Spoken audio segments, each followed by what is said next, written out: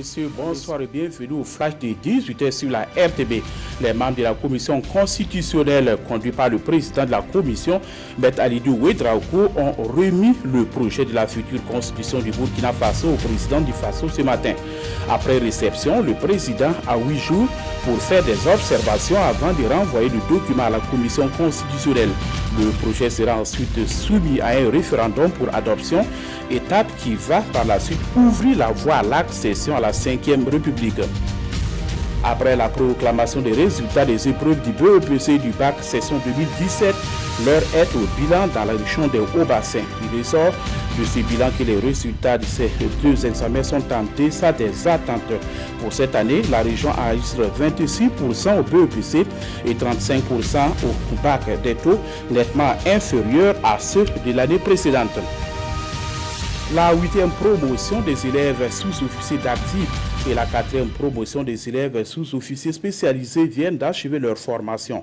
Les 98 sergents ont reçu leur galon le 17 juillet dernier devant la hiérarchie militaire. La cérémonie de sortie a été marquée par une parade et une présentation des modules de formation dispensés comme le combat classique et le secourisme.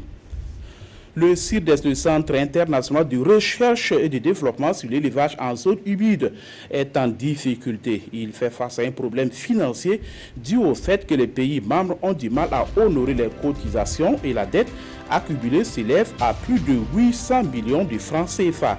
Réunis à Ouagadougou pour leur 16e conseil d'administration, les ministres en charge de l'élevage et les experts sont à la recherche des solutions pour apurer cette dette et sauver le CIRDES. Ouagadougou abrite depuis ce matin un atelier de l'Association internationale de la sécurité sociale sur l'intervention des fonds de la sécurité sociale. Le but de la rencontre, c'est de trouver des mécanismes et des techniques de placement adaptés pour les caisses de sécurité sociale afin d'assurer la pérennité. Une trentaine de pays prennent part à cette rencontre sur la sécurité sociale. En Syrie, les forces démocratiques progressent pas à pas pour reconquérir Raqqa, la capitale autoproclamée de l'organisation État islamique. Alliance de combat arabe et kurdes ont déjà repris plus d'un tiers de la ville grâce à l'appui aérien de la coalition internationale.